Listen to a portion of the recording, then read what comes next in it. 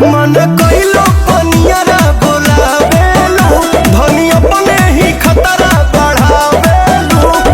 रोके से रोके नहीं लड़ते होए तो लड़ जाए। सड़िया पटालब नजरिया तो सड़िया फिर से पहिरे के पड़ जाई। सड़िया पटालब नजरिया तो सड़िया फिर से पहिरे के पड़ जाई।